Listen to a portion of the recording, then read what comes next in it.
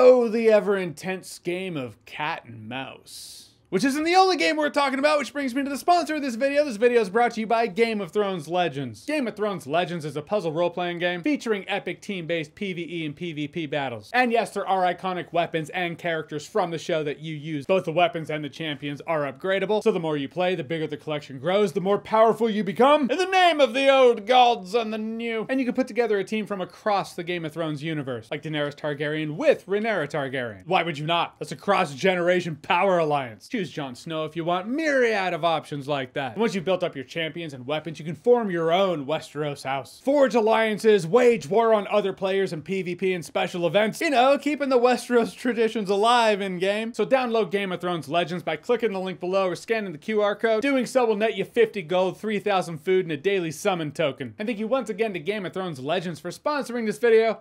I do appreciate it. And now, new Shyamalan film. Is it gonna be good? Is it not? I'll always give him that shot. I feel like I can literally flip a coin at this point.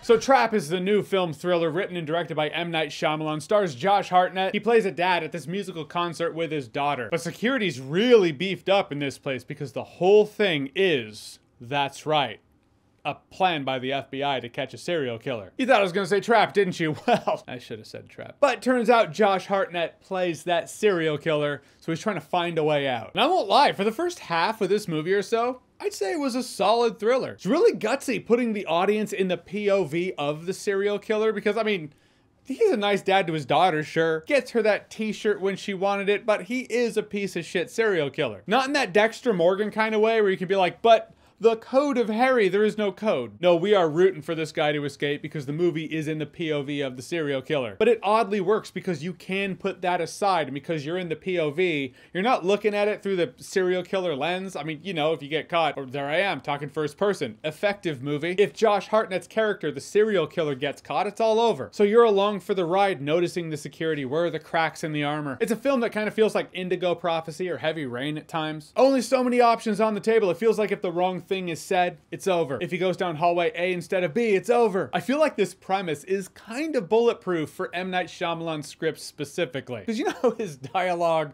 doesn't quite sound natural, to be nice about it. It almost sounds like it was written by AI. In fact, if Shyamalan scripts didn't predate AI, I would say they were written by AI. In a lot of Shyamalan movies, I've noticed character dialogue that doesn't quite sound natural. But for this movie, it oddly makes sense. Josh Hartnett's character trying to emulate emotion and sound natural when he really doesn't. It is in fact what his character being a psychopath is doing. He's a psychopath smiling with dead eyes, trying to sound natural in conversation. I wrestled with that for a bit in here because you don't know where the movie begins and Shyamalan ends or vice versa. And I've really been enjoying this Josh Hartnett resurgence. I thought the dude retired, to be honest with you. And then I've seen him pop up more and more, and well, I like it. But I was like, is he rusty? I don't know if it's the Shyamalan script or the character. When the movie goes on and the mask starts slipping, he has a couple of moments where I was like, oh, okay.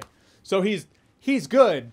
It's just, all right, this is on purpose. Most any other script or screenwriter, it would have been obvious that it was on purpose, but we are dealing with a Shyamalan script, so it's up in the air until further notice. Oh yeah, other characters have that weird, unnatural sound to them, but that is decidedly Shyamalan. He'll talk to people and it just feels like a video game where it's like, that's weird information people wouldn't give in real life, but a video game and Shyamalan movie, they will. The FBI is stopping everybody because they're looking for a serial killer. But if you work here, you have a password you can give them so they know that.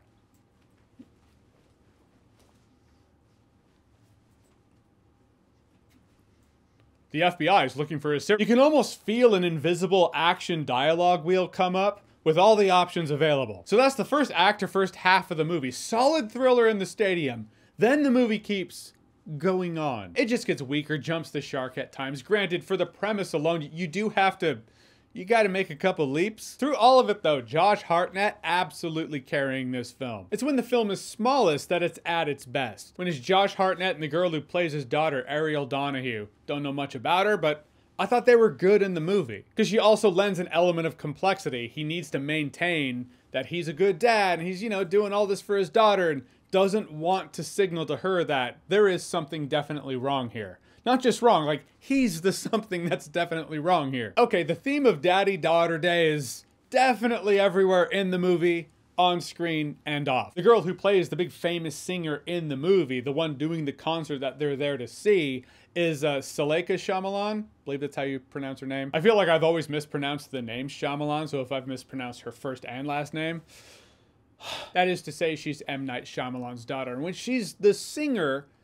I buy her as the singer. I mean, she actually is a singer. I mean, I know nothing about her singing career. I haven't heard her music. I've officially reached that old person age where I'm like, I can't stand what kids are listening to these days. What happened to Creedence Clearwater Revival? Put on some CCR. So it's M. Night Shyamalan promoting his daughter's singing career, which is kind of great because as for her acting, first half of the film, she's on stage, she's the performer, she's the singer, you don't really notice any of it. It's the second half of the film in which she has a lot more to do, in which you notice the acting in the film that's taken front and center is a definite downgrade. It's kind of a bummer. This is what happens when you work on set directing a film with Will and Jaden Smith and take home none of the lessons about Will Smith's regret of the situation. You had an interesting premise with this FBI profiler who's essentially chasing him. It's not that they ever get face to face or anything, but you could have had the last act be more of her versus him, but no, let's put the singer front and center, and it all falls flat while it's falling apart. And the movie's too long. This movie's an hour 45 minutes, should have been an hour and a half flat. I couldn't help but leave this movie feeling like this would have been a solid 1 hour episode of a TV show. Law and Order, Dexter, serial killer thriller show X. But it feels like once this movie passes the timestamp of what would have been an episode of television, it was just like, I don't know, let's just make other things happen. I say when you wait for streaming to watch this movie, because you're going to watch Deadpool and Wolverine again this weekend, watch the first half of it or so, and then just stop and go, okay, and that's where it ends. Is that a rating I have? Watch the first half on streaming and then stop? It should be. Watch the first half on streaming, then stop. And another thank you to Game of Thrones Legends for sponsoring this video. Remember to click the link below or scan the QR code. Get yourself 50 gold, 3,000 food, and a daily summon token. All right, so Trap, have you seen it? What did you think about it? Or what's an M. Night Shyamalan film that surprised you? You didn't think it was gonna be good? It was actually pretty good. Whatever it is, whatever you think, comment below, let me know. And as always, if you like what you've seen here and you want to see more, click right here to see more.